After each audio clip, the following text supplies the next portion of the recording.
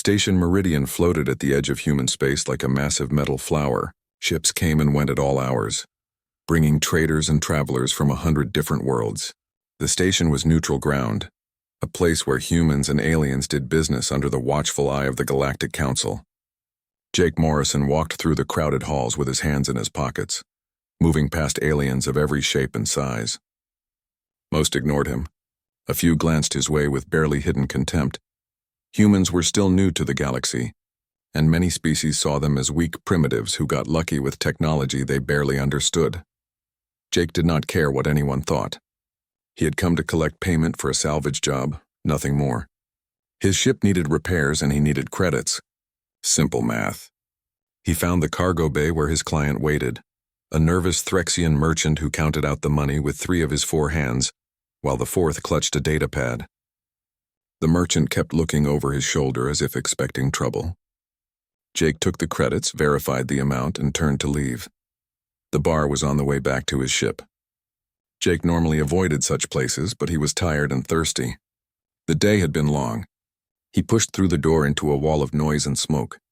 Music played from speakers that had seen better days. Aliens packed the tables, drinking and arguing in a dozen different languages. Jake found a spot at the bar and ordered water. The bartender, a human woman with tired eyes, gave him a look that said she understood. Not everyone came here to get drunk. Some just needed a moment of peace. Jake drank his water slowly, watching the crowd in the mirror behind the bar. Old habit. Always know who is around you. Always know where the exits are. He saw the usual mix of species. Threxians arguing over trade routes, a group of Kelvin miners celebrating a good haul, and in the corner, a table of Kryn warriors, their violet skin and forearms marking them as the galaxy's most feared fighters. Jake looked away. No point in staring. He finished his water and stood to leave. That was when it happened. A Kryn warrior backed away from her table, laughing at something one of her companions said. She moved fast and Jake was already turning. They collided. The impact was not hard, but the warrior had been holding a drink. Green liquid splashed across her uniform. The bar went quiet. Everyone knew what this meant. Kryn warriors did not tolerate disrespect, and spilling a drink was disrespect. The warrior looked down at her stained uniform, then up at Jake. She was tall, even for a Kryn standing over 7 feet. Her forearms were thick with muscle.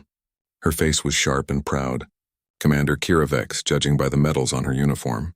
A war hero. Someone who had killed more enemies than most people met in a lifetime. Jake met her eyes and said nothing.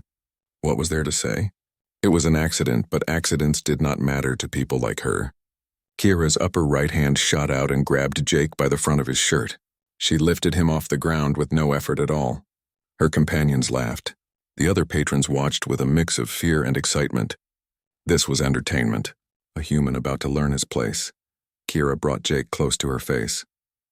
Her breath smelled like the strong alcohol her people favored. She spoke in perfect human English, her voice cold and sharp. You will apologize, human. You will kneel and apologize for your clumsiness. Jake looked at her with calm eyes. He did not struggle. He did not beg. He simply said one word. No. The bar erupted in gasps and whispers. No one said no to a Kryn warrior. No one refused such a simple demand. Kira's eyes widened, then narrowed. Her grip tightened. For a moment, Jake thought she might just crush his throat right there. But Kira was a warrior, not a murderer. She had honor, twisted as it might be. She threw Jake back. He landed on his feet, stumbled once, then straightened. Kira pointed one of her 4 fingers at him like a weapon. You dare refuse me? You dare show such disrespect? Very well, human. I challenge you to single combat. We will meet in the arena, and I will teach you what happens to those who insult the Kryn. Her companions cheered. The other patrons murmured. Some looked at Jake with pity, others with disgust. A few humans in the crowd looked horrified. One of them, a young woman with a press badge, was already recording on her device. This would be news, big news. A human challenged by a Kryn commander. Everyone knew how this would end. Jake could have walked away. He could have apologized. He could have done 100 different things. Instead, he looked at Kira and nodded once. I accept your challenge. The challenge chooses the terms. I want first blood only. No weapons. 48 hours from now, Kira laughed. It was a harsh sound full of contempt. First blood? You show mercy because you know you cannot win. Very well, human. I accept your terms. 48 hours. I will enjoy breaking you. She turned and walked back to her table. Her companions clapped her on the back, already celebrating a victory that had not happened yet. The crowd slowly returned to their conversations, though many kept glancing at Jake. He ignored them all. He walked out of the bar without looking back. The young journalist caught up with him in the hallway. Her name badge said Lisa Grant, Human News Network. She was breathless, her eyes wide with excitement and concern. Sir, can I ask you some questions? Why did you accept? Do you know who she is? Commander Vex has never lost a fight. She has killed people with her bare hands. You are going to die. Jake kept walking. Lisa followed.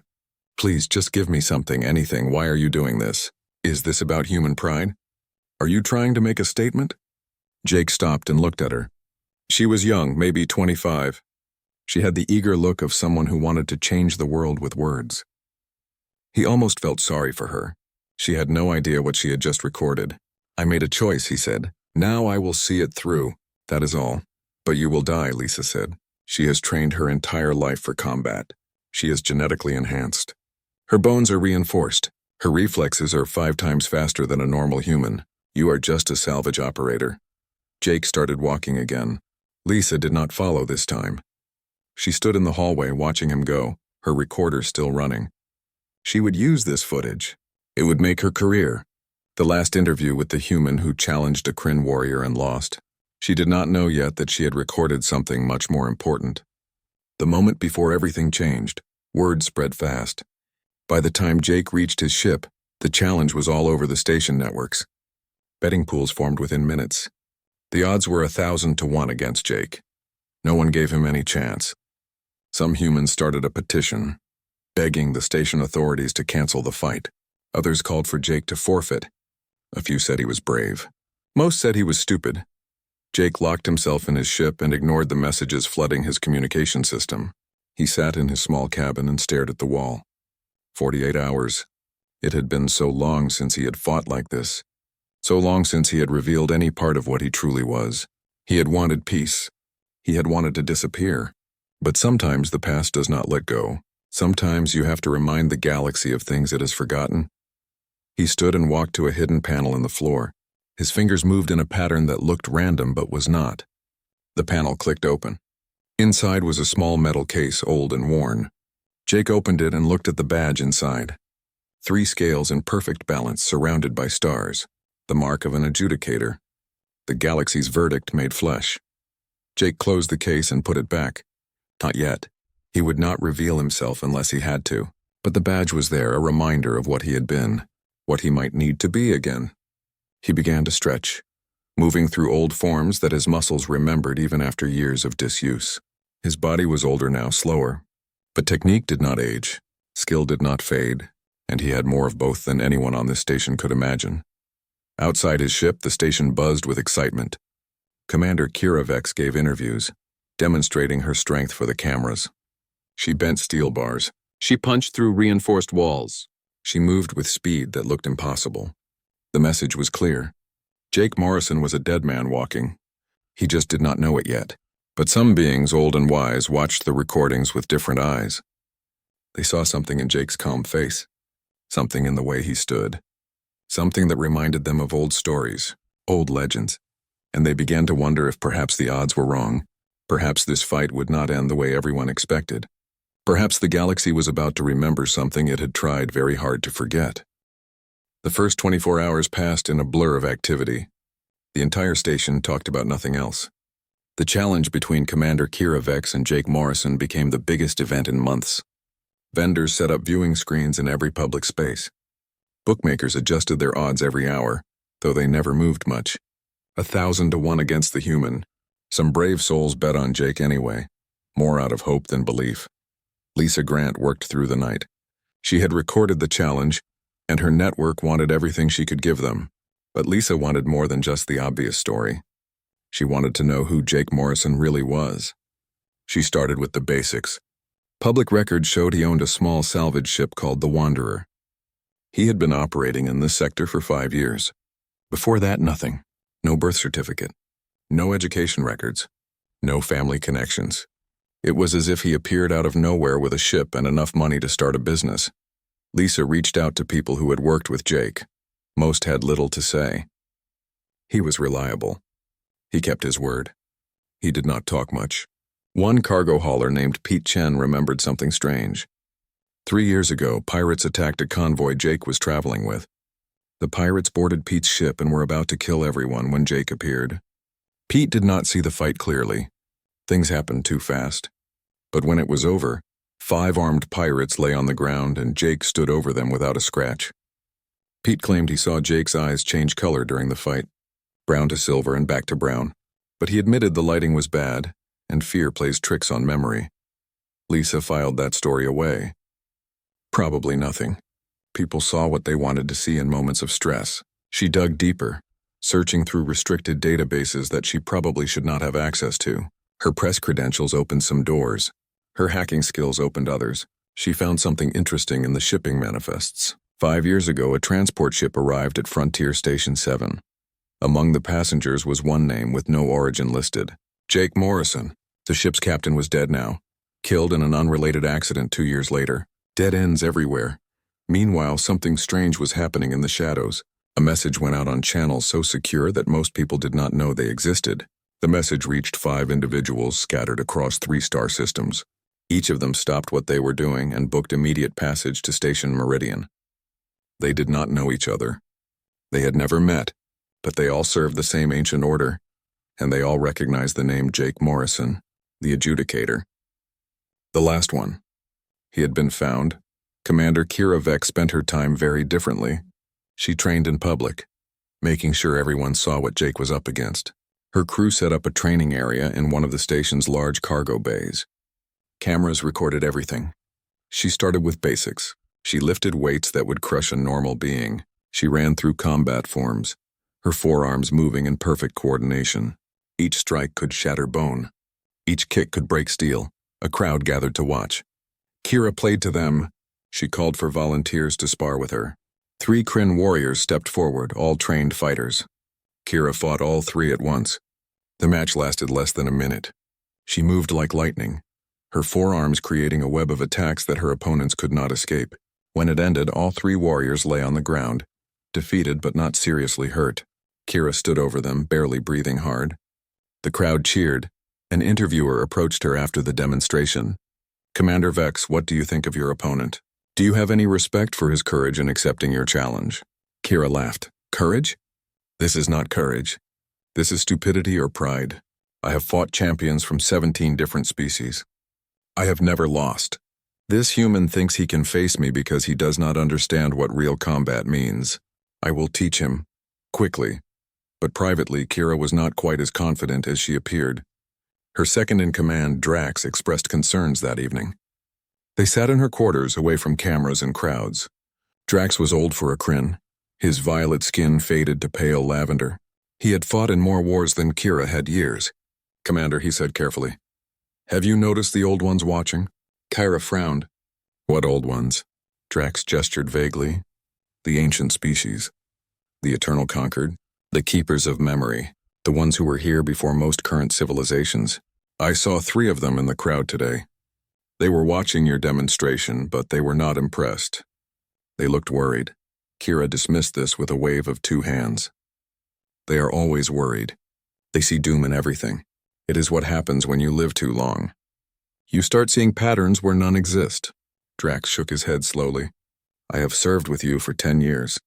I have never questioned your judgment. But I am asking you now, investigate this human. Find out who he really is. There is something wrong about all this. No normal person accepts a death sentence so calmly." Kira considered this. "Fine. Run a background check. But do it quietly. I do not want anyone thinking I am afraid of a salvage operator." Drax bowed and left. He began his own investigation, using military intelligence networks. What he found only increased his concern. Jake Morrison had no past, none. Every trail led nowhere. It was as if someone had erased him from history, or as if he had never existed in normal records at all. Drax had seen this before, but only in classified files about special operations agents, ghost soldiers who did not officially exist. Was Jake Morrison some kind of spy? An assassin? Something else? The night before the fight, Jake sat in his ship in meditation. He had spent the day in silence, ignoring the messages that continued to flood his systems. Some were threats from people who had bet against him. Others were pleas from humans begging him to forfeit. A few were offers of help, people willing to sneak him off the station before the fight. He deleted them all without reading past the first line. Now in the quiet hours before dawn, he prepared himself. Not physically. His body was as ready as it would ever be. He prepared mentally, sinking into the meditation techniques taught to all adjudicators. Clear the mind. Release emotion.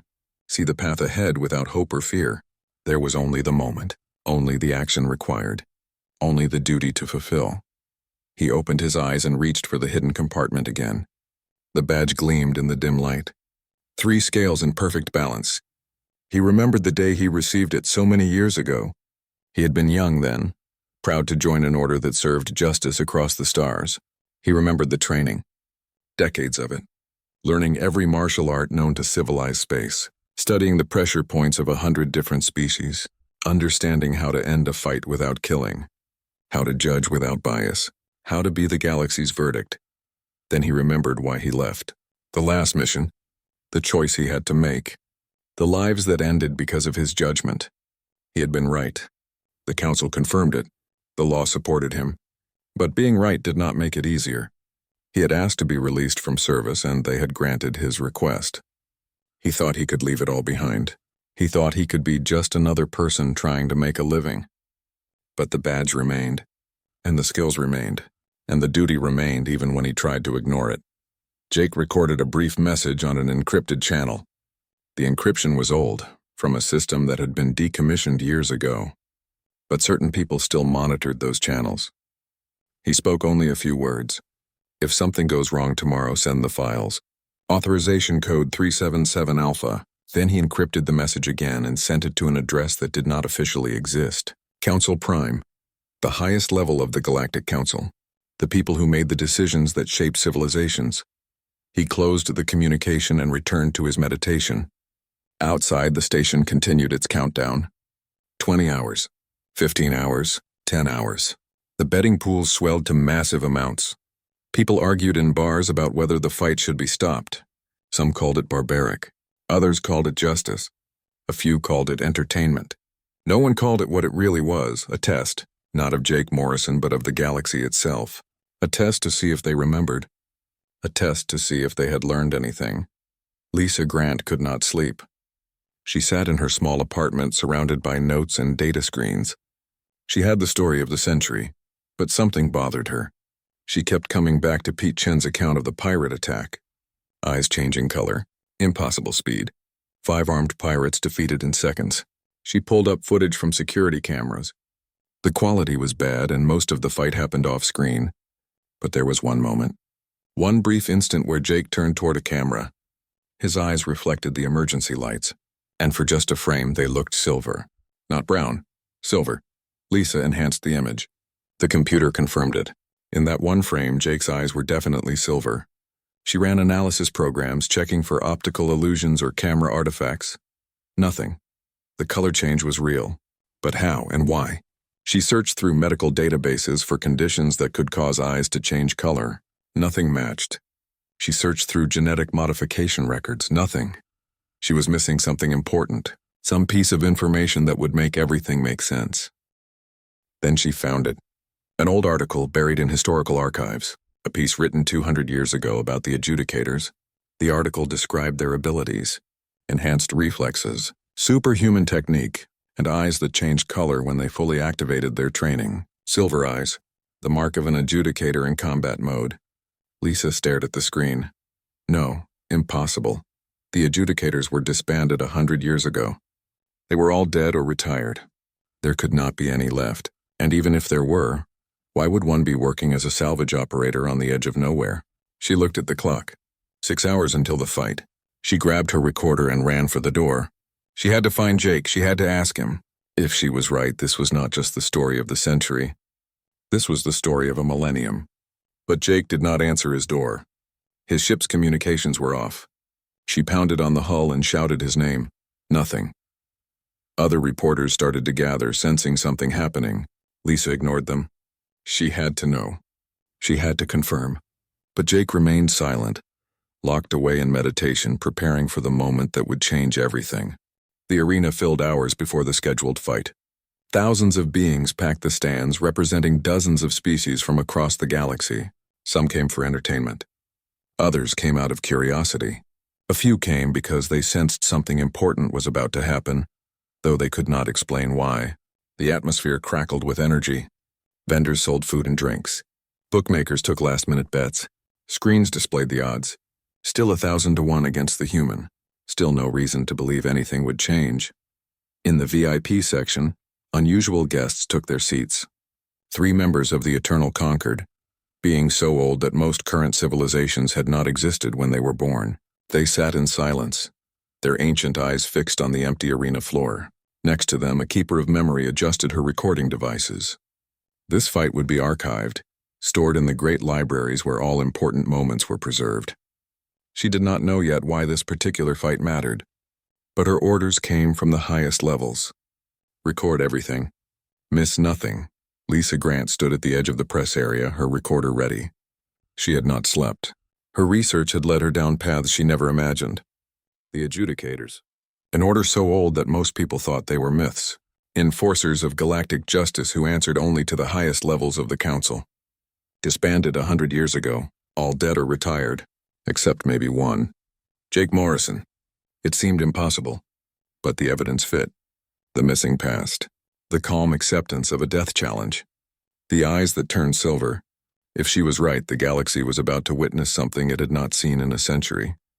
Commander Kyra Vex entered first. The crowd erupted in cheers and applause. She wore simple combat clothes, nothing fancy. She did not need armor or weapons. Her body was weapon enough. She raised all 4 arms high and the crowd roared louder. This was their champion. This was the Kryn warrior who had never lost. She walked to the center of the arena, her steps confident and strong. She turned to face the entrance where Jake would appear, a predator's smile on her face. Then Jake entered. The reaction was mixed. Some laughed. Some jeered. Some fell silent. He looked so ordinary, average height for a human, no obvious muscle, wearing simple clothes that had seen better days. He did not wave. He did not acknowledge the crowd. He simply walked to the center of the arena, his steps steady and measured. When he reached his position, he stopped and waited. His face showed nothing. No fear, no anger, no excitement. Just calm. The referee stepped between them. Etherian arbiter, chosen for his species' reputation for absolute neutrality. He explained the rules. First blood ends the fight. No weapons. No killing blows. Both fighters acknowledged the terms. He looked at Kira. She nodded, still smiling. He looked at Jake. Jake nodded once. The referee raised his hand. The arena went silent. Thousands of beings held their breath. The referee's hand dropped. The fight began. Kira moved first. She exploded forward with speed that seemed impossible for something her size. Her 4 arms came at Jake from different angles, a coordinated assault designed to overwhelm any defense. The crowd gasped. The fight was already over. No one could dodge that. No one could survive that. But Jake was not there. He had shifted. A small movement, barely visible, but it placed him just outside Kira's reach. Her strikes hit empty air. The crowd went silent. Kira recovered quickly. She spun and attacked again, faster this time. She added feints, trying to predict Jake's movement. But Jake flowed around her strikes like water around stone. He did not counter. He did not strike back. He simply was not where Kira expected him to be. His movements were small and efficient. No wasted energy. No unnecessary motion. Just perfect positioning. Frustration crept into Kira's attacks. She increased her speed. She added power. She threw combinations that would have destroyed a stone wall. The crowd watched in growing disbelief. 30 seconds. 45 seconds. A full minute. Kira had not landed a single blow. The impossible was happening. A human was surviving against a Kryn warrior. More than surviving. He looked calm, relaxed, as if this was easy. In the VIP section, the members of the Eternal Concord leaned forward. One of them whispered a single word, adjudicator. The keeper of memory checked her recordings. Every angle, every sensor. This was important. This was history. She did not fully understand yet, But she would. Everyone would, Kira roared in anger. She abandoned technique and threw her full strength into a charging attack. Forearms striking, legs kicking. Total commitment to power. Jake stopped moving backward. For the first time, he moved toward her. He stepped inside her guard, closer than should be possible. His hand touched her center mass. Just a touch. Nothing more. But something happened. A pulse of energy rippled through Kira's body. Invisible to most, but those with enhanced senses saw it, felt it. Jake had struck every pressure point on her body simultaneously. Her nervous system overloaded. Her legendary strength vanished. Her forearms went weak. She stumbled backward, eyes wide with shock and growing horror. She knew what he had done. She recognized the technique. But it should be impossible. That level of precision, that level of control. Only one group in galactic history could do such things. The crowd erupted in confusion. What happened? Did he hit her? We did not see anything. The referee moved closer, trying to understand. Kira stood there, her body shaking as she fought to regain control of her muscles. She looked at Jake with new eyes. Not with contempt, not with confidence, with recognition and fear. You are one of them. The old ones. The judges. The adjudicators. Jake said nothing. He simply waited. Kira tried to raise her arms, failed, tried again. Managed to lift them, though they shook. She had never been defeated before. Never even truly challenged. But she was a warrior. She had honor. She forced herself to attack again, even though her body barely responded. Jake moved again. Faster now. No more holding back. He struck once. A precise blow to her shoulder. A single drop of blood appeared. The referee stepped in immediately. First blood. The match is over. Jake Morrison wins. For a moment, no one reacted. The crowd sat in stunned silence. Then chaos. Impossible. Humans cannot do that. The odds were wrong. I lost everything. The noise became deafening. Arguments broke out. Some species accused humans of cheating. Others demanded explanations. A few sat quietly processing what they had seen. Something had changed. Something fundamental. Jake turned and walked toward the exit. The crowd parted before him, too shocked to block his path. But before he reached the door, a group of figures appeared. They wore no uniforms, no badges. But they carried authority that made even the arena security step back. Magistrate Oren, a member of the Galactic Council's High Court, stood at their center. Behind him, the three members of the Eternal Conquered. They had come for confirmation. They had come for truth. Magistrate Oren spoke quietly, but his voice carried. Jake Morrison, we need to speak with you now. It was not a request. Jake stopped. He looked at these powerful beings. Then he nodded. He knew this moment would come. He had known since the moment he accepted Kira's challenge. His anonymity was over. His peace was broken. The galaxy had found its last adjudicator. Behind them, Kira recovered enough to stand straight. She watched Jake being led away by the council officials. She had challenged a salvage operator. She had fought a legend. The difference between those two truths would haunt her. She had been so confident, so certain of her superiority. Now she knew better. Strength was not enough. Speed was not enough. Technique, precision, and perfect control. Those were true power. And she had just learned that lesson in the most public way possible. Lisa Grant pushed through the crowd, her recorder capturing everything. She reached the arena floor just as Jake and the council officials disappeared through a private door.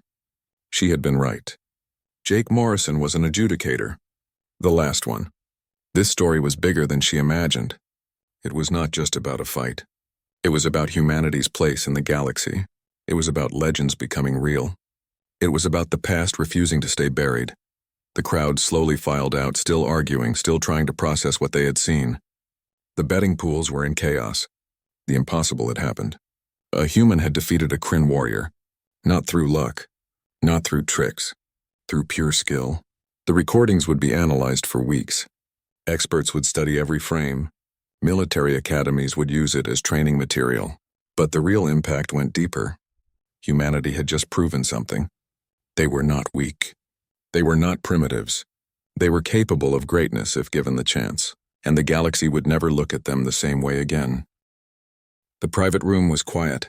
Simple white walls, a table, a few chairs, no windows, no distractions. Magistrate Oren sat across from Jake. his ancient eyes studying the human with careful attention. The three members of the Eternal Concord stood against the wall, silent observers. This was council business, but they had a right to witness. Their species had been part of the original agreement when the adjudicators were created, thousands of years ago. Jake sat calmly, his hands resting on the table. He knew what was coming. He had prepared for this moment since he accepted Kira's challenge. Magistrate Oren spoke first. His voice was formal, but Jake detected concern beneath the official tone. Jake Morrison, we believe you are an adjudicator. The council has been searching for you for 5 years. We need to confirm your identity. Please present your credentials. Jake reached into his jacket and removed the small metal case. He placed it on the table and opened it. The badge gleamed under the harsh lights. 3 scales in perfect balance surrounded by stars, the symbol of the adjudicators. The galaxy's verdict made flesh. Magistrate Oren picked it up carefully, examining it. He ran his fingers over the surface, checking for the subtle marks that proved authenticity. After a long moment, he nodded. This is genuine. Authorization code? Jake spoke a series of numbers and letters, old codes from a system long decommissioned. But Magistrate Oren's eyes widened slightly. He knew those codes. Only a true adjudicator would know them. He set the badge down gently. You are Jake Morrison, Adjudicator First Class, authorized by Council Decree 7412. You served for 37 years before requesting release. The Council granted your request 5 years ago, with the understanding that you could be recalled if needed. Is this correct? Yes, Jake said. That is correct.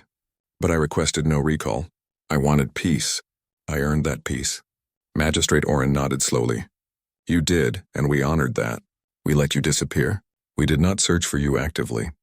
But now you have revealed yourself, in the most public way possible.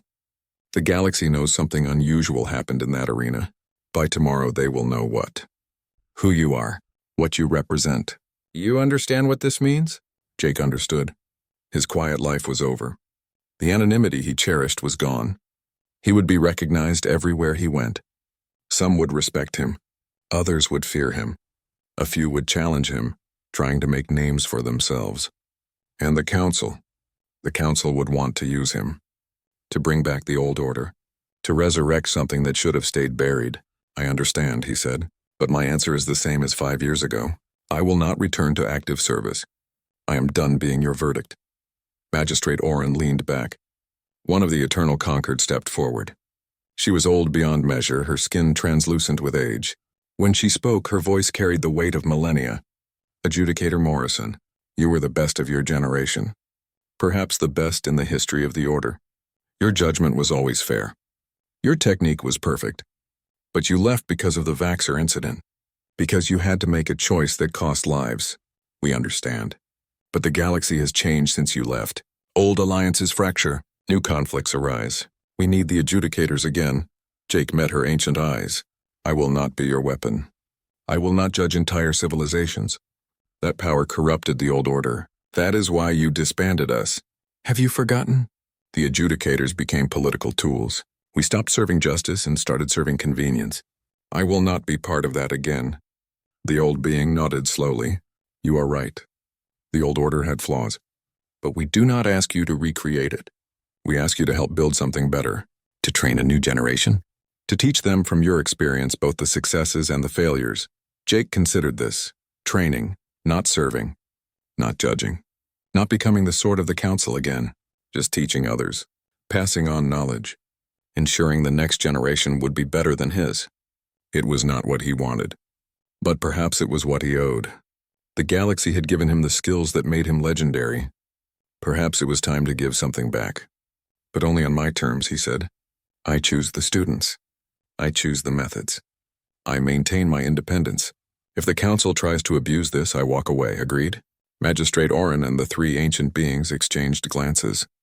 A silent conversation passed between them. Finally, Oren nodded. Agreed, you will have full autonomy. The council will provide resources, but not direction. You will train adjudicators who serve justice, not politics. But know this, the galaxy will watch. Your students will be tested. If they fail, if they become what the old order became, the program will end. We will not repeat past mistakes, Jake stood. Then we have an understanding. Give me time. I need to prepare. I need to find the right location. And I need to finish something first. Magistrate Oren raised an eyebrow. What do you need to finish? Jake allowed himself a small smile.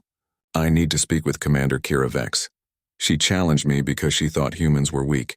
She needs to understand why she was wrong, and she needs to decide if she can learn from that mistake. Outside the private room, chaos continued. News of the fight spread across the galaxy at light speed. Human populations celebrated. Their species had proven itself against one of the galaxy's most feared warriors. Other species reacted with surprise, concern, or disbelief. The Kryn military issued a formal statement. Commander Vex had been defeated fairly. No excuses. The loss would be studied. Lessons would be learned. But privately, Kryn leaders worried. If one human could defeat their champion, what did that mean for the balance of power? Lisa Grant worked frantically. Her article was already written, but she kept updating it as new information emerged. She had confirmed Jake's identity through her own research and through sources in the council. Jake Morrison was not just a man. He was the last adjudicator, a member of an order most people thought was legend. Her article would reach billions. It would change how people viewed humanity. It would change how they viewed justice itself. The pressure was enormous. She had to get this right. Commander Kira Vex sat alone in her quarters. Her body had recovered from Jake's attack. Her pride had not. She had been so certain, so confident in her superiority. She had seen humans as weak primitives. Now she knew better. Jake Morrison had not just defeated her. He had done it while holding back. She replayed the fight in her mind. His movements, his precision, his absolute control. She had thrown everything at him, and he had treated it like a training exercise. What could she learn from this? What could her people learn? A message arrived on her personal channel. It was from Jake, simple words. Meet me at Observation Deck 7 alone, 2 hours. We need to talk. Kira stared at the message. She could refuse. She could maintain her dignity and avoid further humiliation.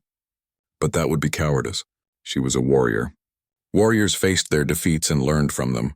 She stood and prepared to leave. Her second-in-command, Drax, tried to stop her. Commander, this could be a trap. We know nothing about this human's true intentions. Kira shook her head. If he wanted me dead, I would be dead. He could have killed me in the arena with that strike. He chose not to. Whatever he wants to discuss, I will listen. I owe him that much. And perhaps I owe my people more. We have underestimated humans. We have underestimated many things. It is time to learn. Drax bowed and let her go. He understood. His commander had been defeated, but she was not broken.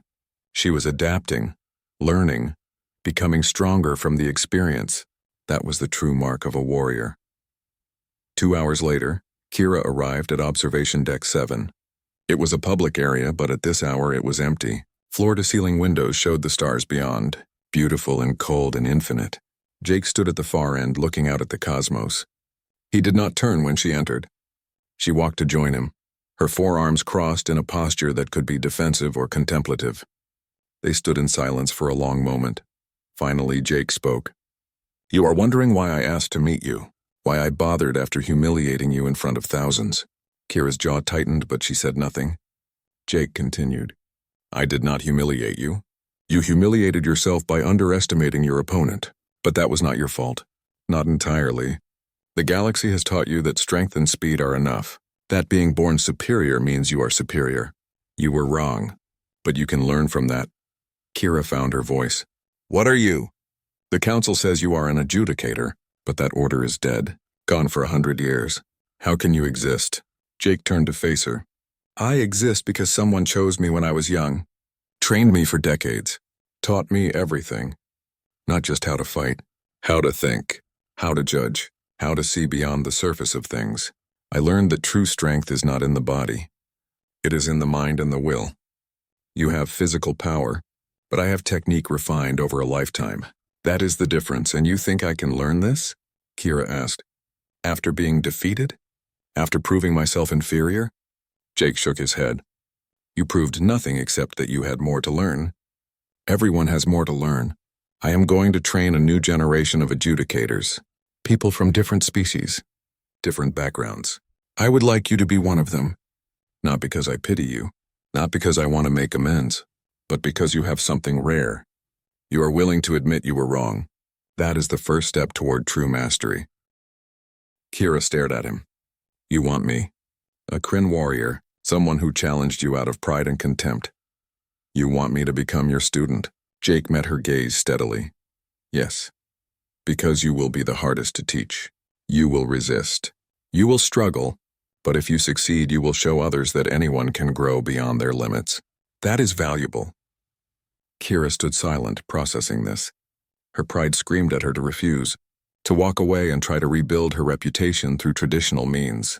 But a deeper part of her, the part that truly sought excellence, knew this was a chance she could not refuse. Very well, she said finally. I accept. Teach me what you know. Teach me to be better than I was. Jake nodded once. Good. We start in 3 months. I need time to prepare. Use that time to prepare yourself. This will not be easy. Nothing worth doing ever is. 3 months passed quickly. Jake found a remote world called Haven's Rest, far from major trade routes and political centers. The planet had been a military training facility centuries ago, then abandoned when the wars ended. The buildings still stood, though nature had reclaimed much of the land. Jake saw potential in that. A place where students could focus without distraction. A place where they could learn what truly mattered. The council provided funding and resources. Workers arrived to repair buildings and install modern systems. But Jake insisted on keeping things simple. No luxury, no comfort beyond what was necessary. Students would live in basic quarters. They would maintain the facility themselves. They would understand that being an adjudicator was not about privilege. It was about service, about duty, about making hard choices and living with the consequences. Applications flooded in. Thousands of beings from dozens of species wanted to become adjudicators. Some sought glory, others sought power. A few genuinely wanted to serve justice. Jake rejected most applications immediately. He looked for specific qualities: discipline, humility, the ability to admit mistakes, intelligence combined with wisdom. Physical capability mattered, but it was not the most important factor. A weak body could be trained. A closed mind could not. Commander Kira Vex arrived on the first day. She had spent 3 months preparing, training harder than ever before. But she had also spent time thinking, reading, studying the history of the adjudicators, understanding what they represented. She was no longer the arrogant warrior who challenged a human in a bar. She was still proud, still confident. But now that confidence was tempered with awareness of how much she did not know. She was not alone. 7 others had been selected for the first class. A human soldier named Kate Murphy who had served in peacekeeping forces for 15 years. A Threxian diplomat named Zex, who had negotiated treaties between hostile species. A young Kelvin engineer named Frost who designed systems to help refugees. A Valari doctor named Serene who worked in war zones. A Thryn philosopher named Quiet Mind who studied ethics and justice. A human pilot named Carlos Ruiz who had saved hundreds of lives during a station disaster. And a Kryn scholar named Beltone, who dedicated her life to understanding why wars happened and how to prevent them. Jake gathered them in the main hall on the first morning. 8 beings from 6 different species. Different backgrounds, different skills, different reasons for being here, but all willing to learn, all willing to change. Jake stood before them, his expression serious. You are here because you want to serve justice, that is good. But understand this. Justice is not simple. It is not about strength or law or tradition. It is about seeing clearly, understanding deeply, and making the best choice you can, even when every option is terrible. I will teach you technique. I will teach you how to fight. But more importantly, I will teach you how to think, how to judge, how to be worthy of the power you will hold. The training began. Physical conditioning came first. Not to make them stronger, though that happened, but to teach discipline, to show them that mastery required daily effort, hour after hour, year after year. They ran, they lifted, they practiced forms until their muscles screamed. Kira excelled at this. Her body was built for physical challenges, but she learned something important. Being the best physically did not make her the best overall. Kate Murphy could not lift as much or run as fast, but her endurance was incredible. She never quit, never complained, just kept pushing forward. Then came combat training. Jake taught them every style he knew: strikes, grapples, defense, movement. But he emphasized control over power, precision over speed. They learned to fight without anger, without fear, to see combat as a tool, not an expression of emotion. Kira struggled with this. Her entire life had been about aggressive offense. Now Jake taught her to wait, to observe, to respond rather than attack. It went against her instincts. But slowly, she began to understand. Fighting was not about dominating your opponent. It was about achieving your goal with minimal harm. Sometimes that meant defeating someone. Sometimes it meant avoiding conflict entirely. Philosophy came next. Long discussions about justice, what it meant, how to apply it fairly across different cultures, what to do when laws conflicted with morality, when following orders meant causing harm. Jake shared stories from his own career, situations where there was no right answer, where every choice led to suffering. He did not tell them what he would do now.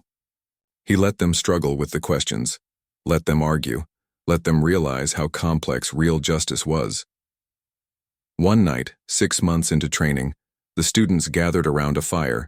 Jake had given them a scenario: 2 species at war. Both had legitimate grievances. Both had committed atrocities. Both demanded justice. But justice for one meant injustice for the other. What should an adjudicator do? They debated for hours. Zex argued for compromise. Split the difference. Give each side something. Quiet Mind argued for punishment of war criminals on both sides. Let the people start fresh. Beltone argued for a truth commission. Expose all crimes. Let healing begin through honesty. Kira listened to them all. Then she spoke. All of these solutions have merit. All of them have flaws. The real answer is that there is no perfect answer. We do the best we can. We accept that we will fail someone. We will cause pain even when we try to heal. And we must live with that. That is the burden of judgment. The others fell silent. They had all been looking for the right answer. Kira had realized there was none. Only the best possible answer in an imperfect situation. Jake nodded slowly. Kira understands.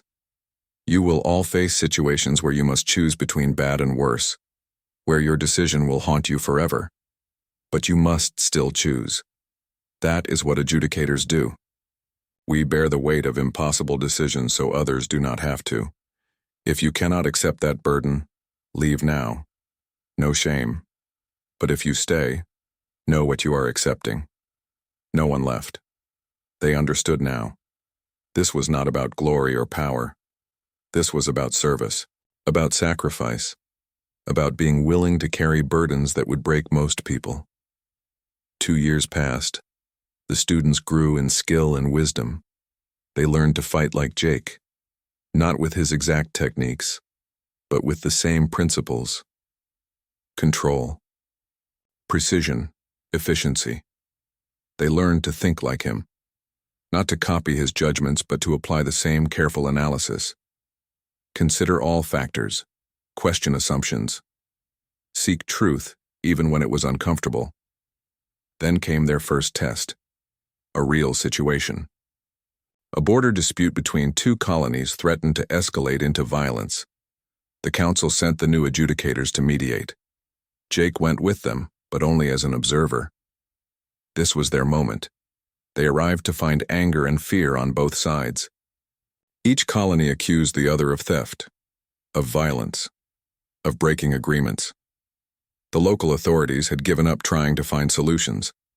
The adjudicators divided the work. Kate and Carlos interviewed witnesses. Zex and Serene examined the disputed territory. Kira and Beltone studied historical records. Frost and Quiet Mind analyzed the economic factors. They worked for 3 weeks. They made mistakes. They argued among themselves. They doubted their conclusions. But they kept going. Finally, they reached a verdict. The border should move. Not to favor one side, but to reflect the reality of where people actually lived and worked. Both colonies would lose something. Both would gain something. It was not perfect, but it was fair. Neither colony was happy. Both complained, but both accepted the judgment. The alternative was war, and no one wanted that. As the adjudicators prepared to leave, the colonial leaders came to thank them, not for making them happy, but for taking the time to understand, for listening, for caring about justice rather than politics. That meant something, that meant everything. Jake watched his students celebrate their success. They had done well. Not perfectly, but well enough. They would face harder tests. They would fail sometimes. But they had proven they could do this. They could be what the galaxy needed.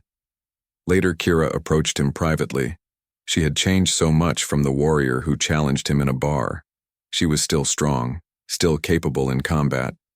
But now she was wise too, thoughtful, willing to question herself. "Thank you," she said simply, "for teaching me, for not giving up on me even when I was arrogant and foolish." Jake shook his head. "You taught yourself. I just provided the environment. You chose to learn. You chose to change. That took courage. More courage than accepting my challenge ever did." Kira smiled. "Perhaps, but I could not have done it alone. None of us could. That is the lesson, is it not? We are stronger together than apart." Jake agreed. That is exactly the lesson. The old adjudicators forgot that. They became isolated. They thought they knew better than everyone else. You and your fellow students will not make that mistake. You will stay connected to the people you serve. You will remember that you are not above them. You are among them. Years passed. The academy grew. More students came and graduated. They spread across the galaxy, handling disputes and crimes that local authorities could not resolve. They made mistakes sometimes, but they also made things better. People began to trust them, to see them not as threats but as resources. When conflicts arose, calling for an adjudicator became normal. They were no longer legends. They were real people doing necessary work. Jake eventually stepped back from daily teaching. He had done what he promised. He had trained a new generation. They did not need him anymore. He returned to his salvage business, taking jobs that interested him, but he was no longer anonymous. Everyone knew who he was. Most treated him with respect, some with awe, a few with the casual friendliness he preferred. He could live with that. It was not the quiet life he had wanted, but it was good enough. Lisa Grant published a book about Jake and the new adjudicators. It became required reading in schools across the galaxy, not because it glorified them, but because it showed the truth. Justice was hard. It required sacrifice. It required people willing to bear burdens that others could not. The galaxy needed such people. Every generation needed them. And now, thanks to Jake Morrison, they had them again. One day, many years after the fight that changed everything, Jake sat in a bar on Station Meridian, the same bar where it all began. He ordered water. The bartender recognized him but said nothing. Just served the drink with a nod of respect. Jake sat quietly watching the crowd. Humans and aliens mixing freely now. No more contempt. No more assumptions of weakness. They had earned their place in the galaxy. Not through that one fight, but through everything that followed, through proving they could learn, could grow, could be more than anyone expected. Someone sat down next to him, a young Kryn warrior barely out of training. The warrior looked nervous. "Are you really him, Jake Morrison, the adjudicator?" Jake glanced at him. "I am Jake Morrison. Whether I am an adjudicator anymore is debatable." The young warrior swallowed hard. "I just graduated from the academy. Commander Vex was one of my teachers. She told us about you, about how you defeated her, about how you taught her what true strength means. I wanted to thank you for everything you have done for the galaxy." Jake studied the young warrior. He saw eagerness, idealism, the same qualities his first class had shown, but also humility, an awareness that there was much to learn. That was good. That was what the galaxy needed. "You do not need to thank me," Jake said. "Thank Kira. She is the one who teaches you now. She and the others. I just started something. They are continuing it, making it better than I could have alone. The young warrior nodded and stood to leave. But before going, he said one more thing. Commander Vex says you taught her that being the galaxy's verdict is not about being right. It is about being fair. Is that true? Jake considered the question. Then he smiled. Yes, that is true. And if you remember that, you will do well. The warrior left, returning to his friends. Jake finished his water and prepared to leave as well. As he walked through the station corridors, he thought about everything that had changed. The fight, the revelation, the academy, the students. It had all begun with a simple choice: to accept a challenge he could have refused, to remind the galaxy of something it had forgotten. Sometimes one moment could change everything. Sometimes one person could make a difference. Not by being perfect, not by having all the answers, but by being willing to stand up, to teach, to serve, to be the galaxy's verdict when no one else would. Jake Morrison boarded his ship and set course for the next job, a salvage operation on the edge of known space. Simple work, honest work, the kind he preferred. But he knew that if the galaxy needed him again, he would answer. Not because he wanted to, but because that was who he was. An adjudicator, the last of the old generation, the first of the new, the bridge between what was and what could be. And that was enough, that was more than enough, that was everything.